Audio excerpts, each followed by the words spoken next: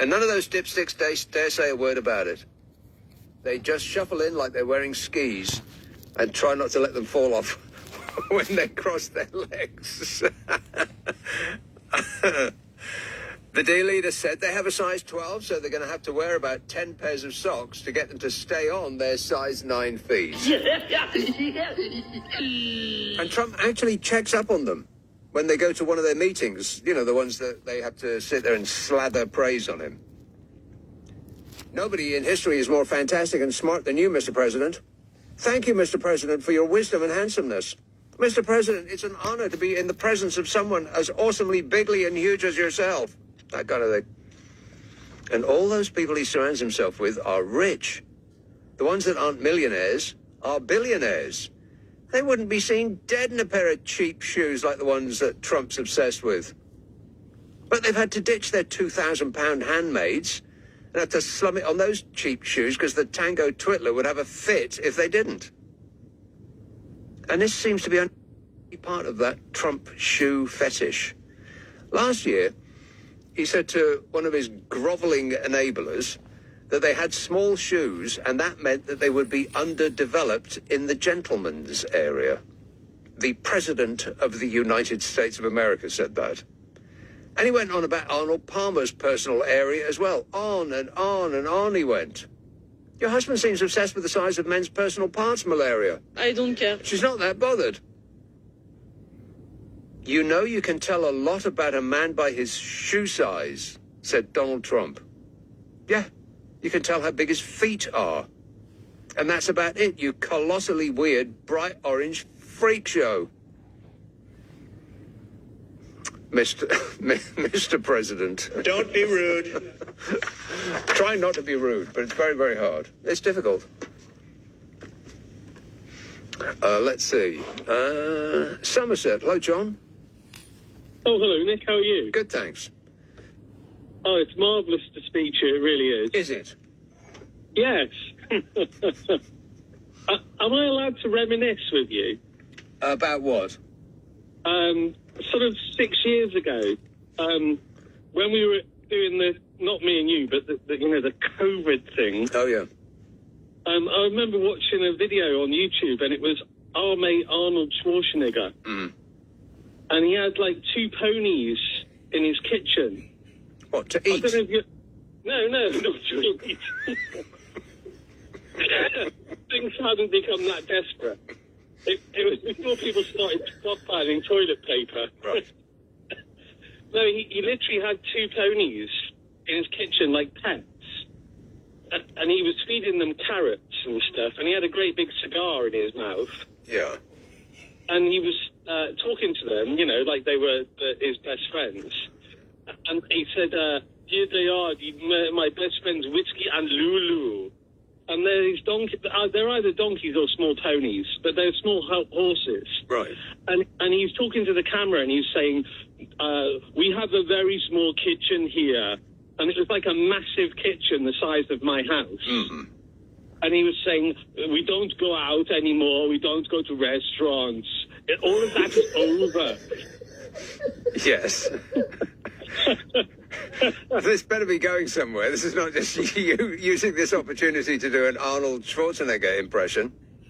I'm amazed I've got this far. Frankly, so am I. I must be in some terrific mood tonight. That's really great. But anyway, moving swiftly on Yes. to another presidential hopeful. Mm-hmm. I was talking to my partner in the last 24 hours about the whole Iran thing, so that on the serious point, it's a mad situation and this, that and the other. It's a mad situation. And it's getting more and more absurd. Rock and roll! Yes. It's insane. But what I was saying to my partner, we were having a frank and honest conversation about it. Mm-hmm. Shouting match. And I'm not too shouting match, no. And I said, well, if I was president of the United States, I'd be mad. I'd be insane. Mm. And then I said to my partner, who's a bit of a crazy cat lady, I said, if you were president of the United States, I said, what would you be doing at the moment? Yeah. And her exact words were, free chicken for every kitty, vegan and gluten-free options are available. Wow. You need to rethink your marriage choice immediately, if not sooner, John. In fact, I would get out of the house straight away. Don't bother to delay. Don't pack bags. Just reach for your credit card and leave the house immediately. Don't make any sudden moves, though. I mean, if she sees you doing it, then just smile and back slowly out of the room. But don't ever go back into that house again. All right.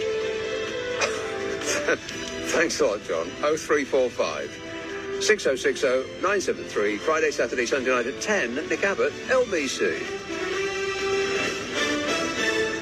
On your radio, on the LBC app, and Play LBC. leading Britain's conversation. This is LBC. From Global's newsroom at 11 o'clock. Thousands of additional American troops, including an expeditionary unit of Marines, are reportedly being sent to the Middle East as President Trump increases the size of U.S. forces attacking Iran.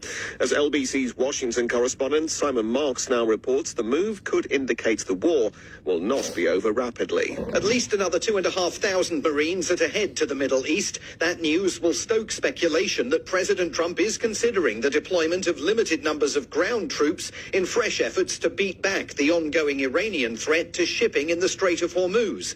As many as 3 more U.S. warships are also to sail to the region, moves that fly in the face of White House claims that the conflict is going exactly as expected. Meanwhile, the U.S. is now offering rewards of up to $10 million for information about the whereabouts of top Iranian officials, including the country's new supreme leader. Simon Marks, LBC, Washington. In the last half hour, President Trump has been telling reporters the operation in Iran continues to go very well. He was speaking at an Air Force base in Maryland. They have no radar, they have no anti-aircraft weapons, for the most part, weapons, and definitely they have no way of determining what they call visibility. So just about everything is gone, and you'll see that. But today we've had some very, very big hits. State media in Iran is reporting 14 people with links to the US and Israel have been arrested. It's describing them as key individuals and it's accusing them of intending to create unrest and riots. The FARS agency also says they were looking to carry out anti-security activities. President Zelensky of Ukraine has been discussing the future of Iran with the country's exiled crown prince. He's been meeting Reza Pahlavi in Paris. Writing online, Mr. Zelensky says Kyiv wants to see a free Iran that will not cooperate with Russia. The Home Office says illegal migrants have been arrested at a caravan site in Bromley. 9 women and 9 men were detained early on Thursday morning on the suspicion of working as delivery riders. And in sport, Wrexham have strengthened their position in the Championship playoff spots following a 2-0 win over Swansea. The North Wales side is now 6 points clear of 7th place Southampton.